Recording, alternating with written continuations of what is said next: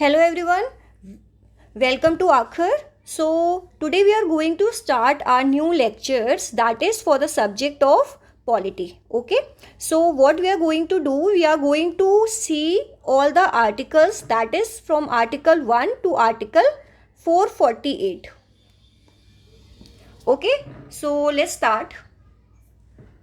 We all know that our constitution was adopted on which date? Our constitution was adopted on 26th November 1949. Okay, learn this date. On this date we celebrate Constitution Day each year. So originally our constitution has 8 schedules, okay, 22 parts and total number of 395 articles. How many articles? 395 articles. So from 1950 to till date, our constitution get amended many times. So now we have total, after amendments, we have total 12 schedules, 25 parts and 448 articles. Till now, till date, we have gone through around 105 constitutional amendment acts. Okay, so in these video lectures we are going to see all the scheduled parts, articles and all the constitutional amendments acts. Okay, so let's start. Let's see. The term schedule or schedules was first used in 1935 Government of India Act. Okay, in this act we have used this schedule for the first time and there were around 10 schedules at that time. Okay, so in our constitution originally we have how many schedules? We have total number of 8 schedules. Okay, now we have 12 schedules, so the 4 schedules were added through different amendment acts. Okay, now see. So now see schedule 1. What is schedule 1? In schedule 1 we see the state and UTs and name and their boundary details. इसका मतलब क्या हुआ कि India में जितनी भी states हैं okay और जितनी भी यूटीज़ हैं आपके उन सब के नेम्स हमारे हम स्केड्यूल 1 में देखते हैं. ठीक है, अभी किस हिसाब से होता है? जब भी कोई whenever there is a change in the territory of the state or UT or the formation of the new state or UT or the merger of any state or UT, the schedule 1 get amended. Okay, तो इसका मतलब क्या हुआ जो मैंने अभी बोला कि जब भी हमारे पास किसी भी स्टेट या यूटी की जो भी टेरिटरी होती है या जो भी उसकी एरिया होती है उसमें अगर कोई भी चेंज होता है, ठीक है, या हमारे पास कोई भी फॉर्मेशन होता है नए स्टेट का या यूनियन टेरिटरी का, ठीक है, यूटी का, या हमारे पास कोई भी स्टेट का या यूनियन टेरिटरी का मर्जर होता है, ठीक है, किस हिसाब से मर्जर होता है. तो अगर ये तीनों चीज़ें होती हैं तो क्या होता है कि जो हमारा स्केड्यूल 1 है वो अमेंडेड होता है. ठीक है, तो इस हिसाब से जो हमारा पहली बार the first amendment to the schedule 1 was done when it was done by 7th Constitutional Amendment Act, by 7th Constitutional Amendment Act 1956. इससे क्या हुआ था? इससे हमारे पास आंध्र प्रदेश जो एक नया स्टेट है वो फॉर्म हुआ था. Okay, state formed. Which state formed? Andhra Pradesh was formed by 7th Constitutional Amendment Act 1956 and for that our schedule 1 was got amended. And what is the latest amendment to schedule 1? The latest amendment was that of Jammu and Kashmir Reorganization Act. Okay, Jammu and Kashmir Reorganization Act जो कि 2019 वाला आया था, उससे हमारा schedule 1 में amendment हुआ था. क्या अमेंडमेंट हुआ था कि जो जम्मू एंड कश्मीर जो पहले स्टेट लिस्ट में था उसको वहाँ से हटा के जम्मू एंड कश्मीर को जम्मू एंड कश्मीर और एक लद्दाख, इनको हमने क्या बनाया, इनको हमने यूटीज बना दिया। ओके, ठीक है। तो ये हमारे 2 अमेंडमेंट्स हुए थे शेड्यूल 1 में, जो कि इंपॉर्टेंट है, याद रखने वाले हैं। पहला 7th constitutional amendment act, second Jammu and Kashmir reorganisation 2019 जो एक्ट आया था, उससे शेड्यूल 1 में अमेंडमेंट हुआ था। जो शेड्यूल 1 है उसमें क्या होता है, जो भी स्टेट्स होती हैं, जो भी यूटीज़ होती हैं, उनके नेम और जो उनकी बाउंड्री डिटेल्स हैं वो सारी आती हैं इसमें। सो नाउ शेड्यूल 2, ठीक है। अब शेड्यूल 2 में क्या क्या आता है, schedule 2 related to the allowances, ठीक है, एंड अम्यूलमेंट्स। यहाँ पे शायद लिखा नहीं हुआ है, मैं लिख देती हूँ। It related to the allowances, okay, emoluments and privileges, ठीक है। किस किस की, ठीक है, president, governor of states, speakers and deputy speakers of Rajya Sabha and Lok Sabha, supreme court and high court जजेस, और इसमें एक और चीज़ है जो मेंशन नहीं है, that is controller and auditor general of India, जिसको हम शॉर्ट फॉर्म में कैग भी बोलते हैं, ठीक है। तो ये चीज़ याद रखो कि जो शेड्यूल 2 है वो किससे है रिलेटेड, वो अलाउंसेस और अम्यूलमेंट से है, ठीक है। कितने लोगों की, एक तो प्रेसिडेंट हो गए, number 1 president, second number is governor of the state, third number is speaker and deputy speaker of Rajya Sabha and Lok Sabha, ठीक है, सुप्रीम कोर्ट, जजेस, high court and CAG, that is controller and auditor general of India, ठीक है। इसमें पहले क्या था कि जो ये शेड्यूल है 2, ये क्या है कि ये हमारा ऑलरेडी 5 पार्ट्स में डिवाइडेड होता है, ठीक है। अब ये कौन कौन से 5 पार्ट्स होते हैं, तो सबसे पहले होता है part A, then we have part B, then we have part C, part D and then we have part E, okay. Then first part is related to the provisions of president, okay, and governors, ठीक है। Part B को अभी हटा दो, part सी को देखो, ठीक है। Part C is related to the provisions of the speaker and deputy speaker, ठीक है, of Lok Sabha, chairman and deputy chairman of Rajya Sabha, ठीक है, chairman and deputy chairman of Rajya Sabha, okay, and speaker and deputy speaker of legislative assemblies, chairman and deputy chairman of legislative councils, okay. Then part D is related to the जजेस of the supreme court. What is part D? Part D is related to the judges of the Supreme Court and High Court judges. Okay. Okay, and part E is related to CAG. Okay, this we have seen all the part A, part B, part C, part D, part E. अब देखो part B क्या था. जो part B था उसमें जो हमारा original constitution है, ठीक है, ओरिजिनल कॉन्स्टिट्यूशन में the part B was related to the ministers. Part B was related to the ministers of the union and the state. तो पार्ट बी में क्या थे? मिनिस्टर्स थे. कहाँ के? यूनियन और स्टेट के जो मिनिस्टर्स थे, ठीक है. लेकिन क्या हुआ कि जो 7th कॉन्स्टिट्यूशनल अमेंडमेंट एक्ट हमारा आया 1956 वाला, कौन सा? 7th कॉन्स्टिट्यूशनल अमेंडमेंट एक्ट 1956 वाला आया. इसने क्या किया कि जो पार्ट बी था हमारा वो सेकंड शेड्यूल से ओमिट हो गया, ठीक है, उसको हटा दिया गया. तो अभी हमारे पास क्या है? अभी हमारे पास जो शेड्यूल सेकंड है उसमें किन किन का मेंशन है? उसमें प्रेसिडेंट का मेंशन है, ठीक है, गवर्नर्स का मेंशन है, स्पीकर्स का मेंशन है, डिप्यूटी स्पीकर्स का मेंशन है, ठीक है, चेयरमैन का मेंशन है. इसमें ये रॉन्ग दे रखा है क्योंकि जो स्पीकर्स होते हैं और जो डिप्यूटी स्पीकर्स होते हैं वो लोकसभा के होते हैं और लेजिस्लेटिव असेंबली के होते हैं, और जो चेयरमैन हम जिनको बोलते हैं और जो डिप्यूटी चेयरमैन जिनको हम बोलते हैं वो हमारे राज्यसभा में होते हैं और लेजिस्लेटिव काउंसिल्स में होते हैं, ठीक है. सुप्रीम कोर्ट के जजेस का मेंशन है, हाई कोर्ट के जजेस का मेंशन है और कैग का मेंशन है, ठीक है. ये चीज़ हमेशा याद रखनी है.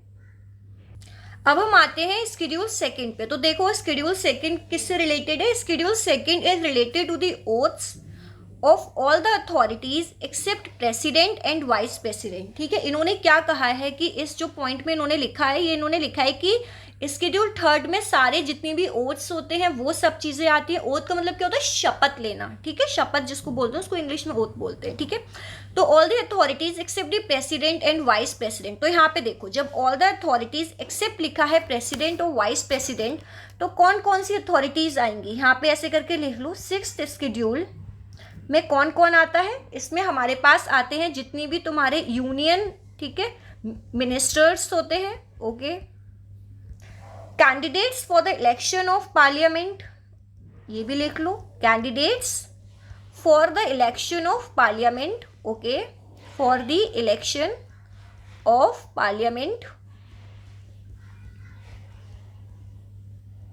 The members of parliament,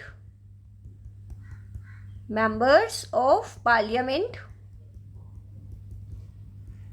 the judges of supreme court, judges of supreme court, comptroller and auditor general of india जिसको शॉर्ट में हम कैग बोलते हैं, the state ministers, state ministers, okay, then the candidates for the election of state legislature, candidates for the election of state legislature. Okay, and then we have the members of the state legislature, members of state legislature, and then we have judges of high court. Okay, judges of high court. तो देखो, जो तुम्हारे, अब इसे कैसे याद रखना है, यूनियन अगर मिनिस्टर्स हैं तो स्टेट मिनिस्टर्स भी होंगे हमारे पास। Okay, candidates for the election of parliament हैं तो candidates for the election of state legislature भी होंगे। ठीक है, मेंबर्स ऑफ पार्लियामेंट हो गए तो मेंबर्स ऑफ स्टेट लेजिस्लेचर हो गए। जजेस ऑफ सुप्रीम कोर्ट के साथ साथ क्या होगा? जजेस ऑफ हाई कोर्ट भी होंगे हमारे पास। And the last we have CAG.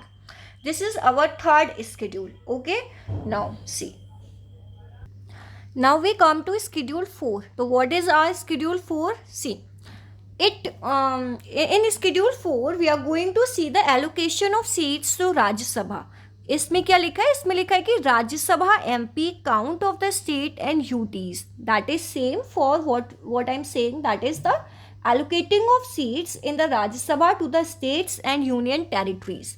आपके जो भी राज्यसभा है हमारा, उसमें जितनी भी सीट्स होती हैं डिफरेंट स्टेट्स की या यूनियन यूटीज़ की, तो उसका मेंशन हमारा, या उसकी जो नंबर ऑफ सीट्स हैं वो कहाँ पे मेंशन है? वो शेड्यूल फर्स्ट में मेंशन है। ठीक है, देखो कैसे, यहाँ पे एक हेडिंग डालो, शेड्यूल 4। ओके, देखो, फॉर एग्जाम्पल अगर हम देखें तो जो हमारा फोर्थ शेड्यूल है, it provides for the allocation of seats to various states.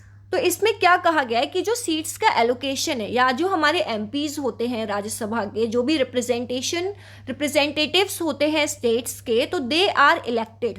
इस तरह से लिखो, the representatives okay of states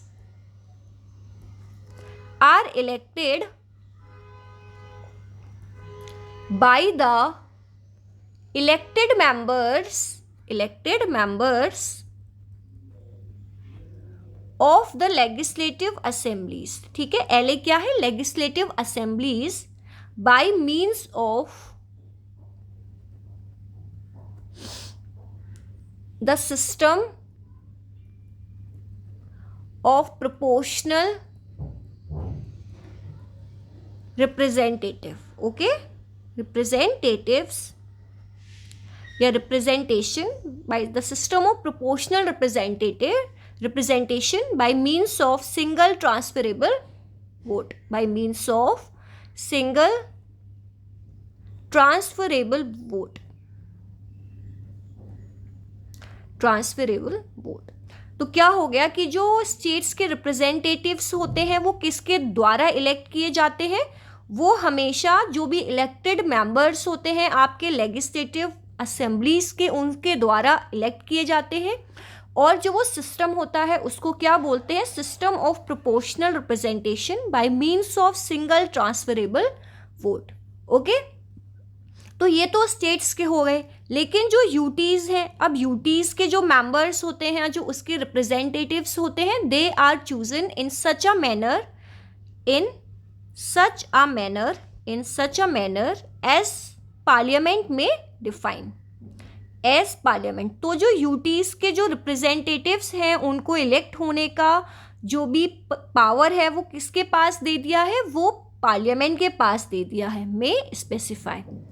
तो क्या है कि हमारा जो representation of the parliament act, people's act 1950 है, जिसको हम आरपीए बोलते हैं, sorry, representation of people's act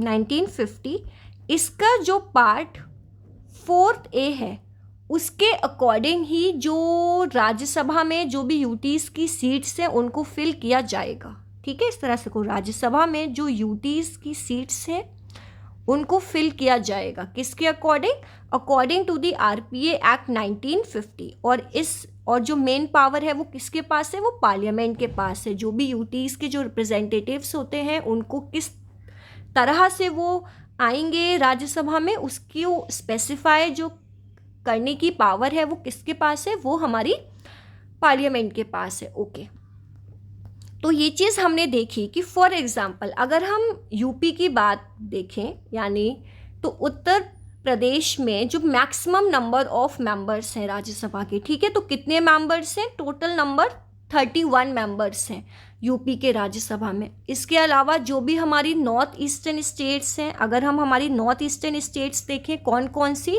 Arunachal Pradesh हो गया, ठीक है, मणिपुर हो गया हमारे पास, ओके, फिर हमारे पास मेघालय हो गया, okay, then we have Mizoram, ठीक, नागालैंड,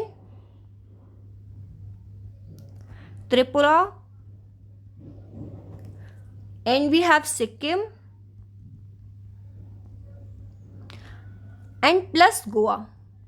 तो in all these states they have 1 seat in Rajya Sabha, okay, यानी 1 member in Rajya Sabha. UP has the highest number of member in Rajya Sabha, that is 31, other than north eastern states। अगर हम देखते हैं for example Arunachal Pradesh, जितनी भी north eastern states हैं, अगर हम असम को हटा दें और उसमें गोवा को मिला दें, इस तरह से याद रखो तो ज़्यादा सही से याद रहेगा। तो वहाँ पे कितने नंबर ऑफ सीट्स है, वहाँ पे 1 नंबर ऑफ सीट्स है, ठीक है, एक ही हमारे पास सीट्स है। तो क्या हुआ है कि 1952 के बाद से जो भी हमारा ये शेड्यूल 4 है, इसमें टाइम टू टाइम ना चेंजेस आते रहे हैं। किस लिए चेंजेस आते रहे हैं कि जैसे जैसे हमारी कोई भी नई स्टेट का फॉर्मेशन होता है तो नंबर ऑफ सीट्स हमारी इंक्रीज, डिक्रीज या ऐड हो जाती हैं, ठीक है। अच्छा, और देख लो कुछ इंपॉर्टेंट जो नंबर ऑफ सीट्स हैं, शायद एग्जाम में पूछ ले। तो यूपी का हमने देख लिया 31 है नंबर ऑफ सीट्स, ठीक है। नॉर्थ ईस्टर्न स्टेट्स का देख लिया।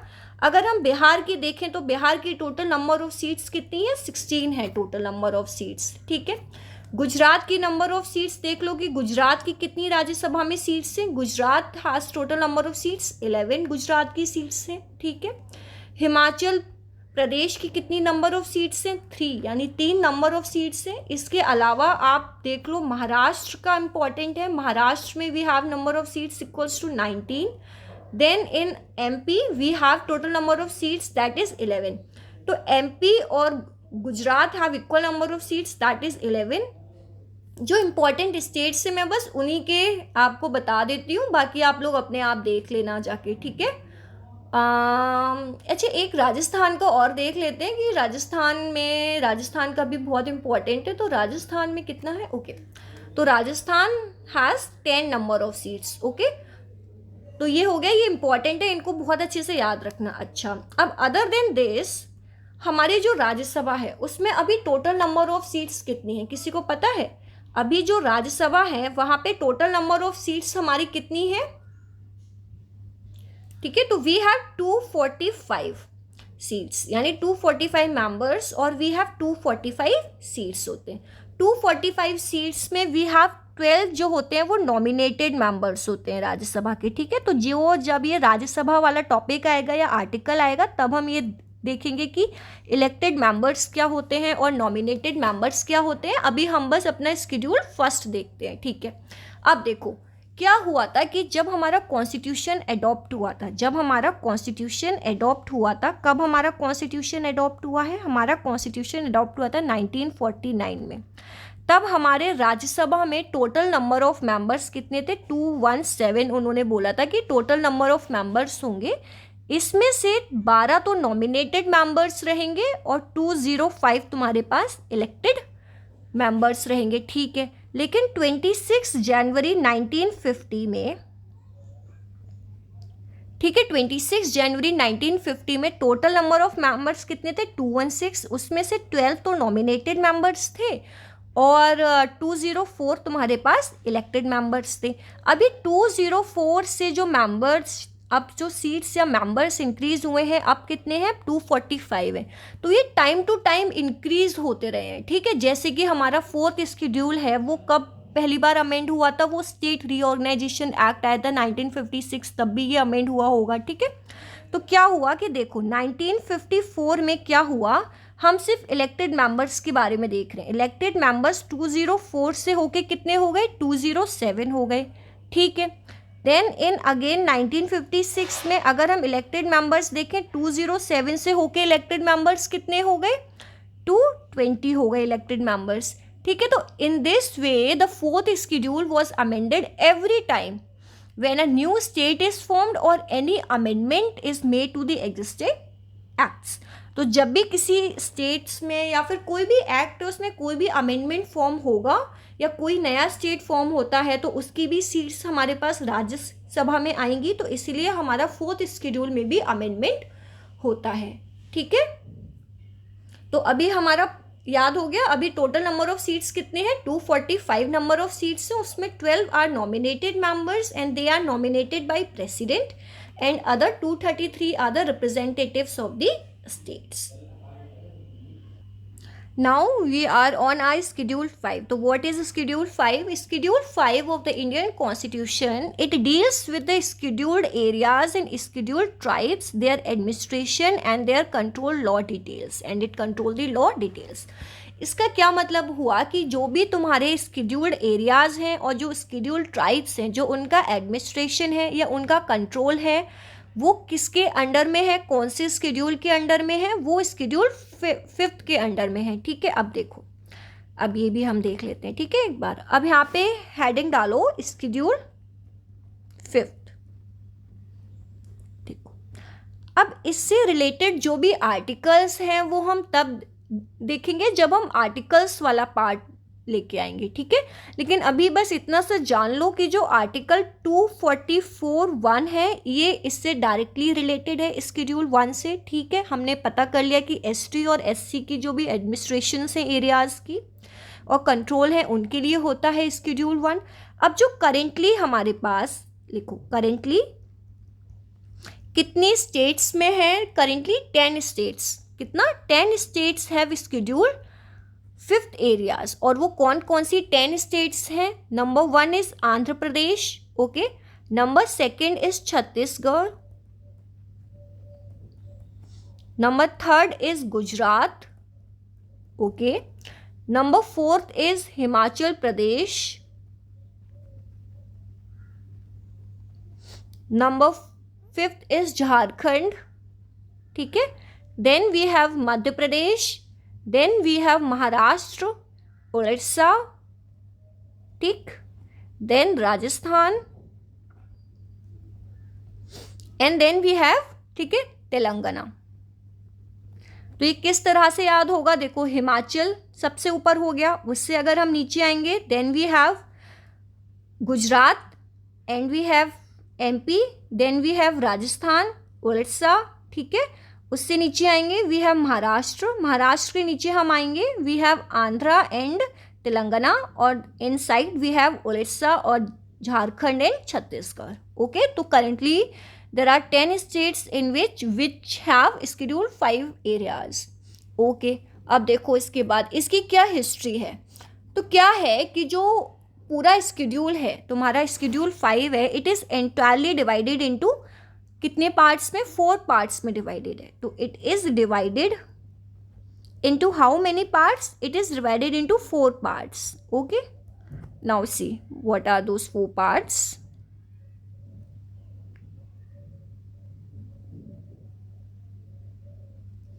तो सबसे पहले हम देखते हैं पार्ट 1 यानी पार्ट ए. तो part A is entirely provides the general things कि ये जो स्केड्यूल है इसका क्या मतलब होता है स्केड्यूल एरियाज का. ठीक है, और जो स्टेट की एग्जीक्यूटिव पावर्स होती हैं ये कहाँ कहाँ तक आती हैं, कितना इनसाइड कितने इनके बॉर्डर्स में एक्सटेंड कर सकती हैं, जो ठीक है जो इनका गवर्नर है इन स्टेट्स का तो उसको रिक्वायर्ड होता है to report to the president on the management of scheduled areas, या जो सेंट्रल है वो डायरेक्शन दे सकती है how to administer these areas. तो इस तरह से लिखो. नंबर फर्स्ट, ठीक है, it provide general provisions about the scheduled areas. तो it provides general provisions, ठीक है, about the scheduled areas. scheduled areas. Okay, number second क्या है ये पार्ट, मतलब पॉइंट सॉरी, नंबर सेकेंड है इट डिफाइंस कि the state executive power extend to the scheduled areas inside its border. How यानी कितनी स्टेट की एग्जीक्यूटिव पावर या किस हिसाब से. तो states executive power to scheduled areas. Okay, third point क्या है इसका, थर्ड पॉइंट है the governor of the state, the governor of the state requires to report, ठीक है, to the president. और क्या report, about the management of the scheduled areas, about the management of scheduled areas. Okay, fourth point क्या है हमारे पास, fourth point है कि the centre gives the state direction, instruction और direction on how to administer this area. Means the centre can give direction to the state on how to administer these areas. Okay, तो ये हमारा part A था. तो part A में क्या है, part ए में सिर्फ हमारे पास जनरल प्रोविजंस हैं कि अच्छा ठीक है एक स्केड्यूल्ड एरियाज है, यहाँ पे ये चीज़ें हो सकती हैं. ठीक है, अब देखो पार्ट बी. पार्ट बी में हमारा क्या है, तो पार्ट बी, तो part B tells about regarding the administration. अब पार्ट बी में एक्चुअल एडमिनिस्ट्रेशन के बारे में बात की गई है, यानी एक्चुअल कंट्रोल के बारे में बात की है. ठीक है, एडमिनिस्ट्रेशन मैं शॉर्ट में लिख देती हूँ, एडमिनिस्ट्रेशन और कंट्रोल के बारे में बात किया गया है. ठीक है, क्या बात किया गया है, इन्होंने बोला है कि जो जितनी भी स्केड्यूल्ड एरियाज हैं स्टेट में, state with scheduled areas all have, must have, यानी मस्ट हैव क्या होना चाहिए यहाँ पे, ट्राइबल एडवाइजरी काउंसिल होना चाहिए, जिसको हम TAC बोलते हैं. क्या है इसका full form, tribal advisory council होना चाहिए. ठीक है, और इस ट्राइबल एडवाइजरी काउंसिल में कितने मेंबर्स होने चाहिए, इसमें टोटल 20 मेंबर्स होने चाहिए आपके पास. ठीक है, कितने मेंबर्स होने चाहिए, 20 मेंबर्स होने चाहिए. Okay, with 3/4 of them representing the scheduled tribes in the state legislature. ठीक है, ये चलो मैं आपको बाद में एक्सप्लेन, अभी सिर्फ हम लोग ऊपर ऊपर का देख लेते हैं. The governor has the authority to decide if any central. Okay, तो इसमें क्या था कि इसमें एडमिनिस्ट्रेशन और कंट्रोल के बारे में है. ठीक है, पहला पॉइंट हो गया कि ट्राइबल एडवाइजरी काउंसिल होना चाहिए. दूसरा पॉइंट क्या है कि गवर्नर ये डिसाइड करेगा कि जो भी स्टेट या जो सेंटर के लॉज है वो किस हद तक या किस एक्सटेंट तक आप इंग्लिश में बोल सकते हैं कि किस एक्सटेंट तक उनका इम्प्लीकेशन होगा स्टेट स्केड्यूल्ड एरियाज पे। आई एम सो सॉरी, मैं लेजिस्लेचर बोल गई, वो स्केड्यूल्ड एरियाज थे। ओके, तो the governor is to decide that which और up to how extend the centre and the state laws to be applicable in these areas. okay ठीक है। अब थर्ड हमारे पास पॉइंट क्या है पार्ट बी का? थर्ड पॉइंट है हमारे पास पार्ट बी का, that the governor can also repeal और amend any regulations concerning that the state having scheduled areas but only the assent of the president of India। यानी जो governor है वो कोई भी जो भी लॉज हैं, ठीक है, कोई भी जो लॉज हैं या रेगुलेशंस हैं, स्पेशली जो भी रेगुलेशंस हैं उनको रिपील कर सकता है या उनको अमेंड कर सकता है। उनको रिपील भी कर सकता है, उनको अमेंड भी कर सकता है अकॉर्डिंगली। कहाँ पे? जो इन एरियाज हैं बस वहीं पे, लेकिन for which he has to take the prior assent of the president of India, यानी with the assent of president of India, assent of president। Okay, तो ये हमारे पास पार्ट बी हो गया। अब देखो,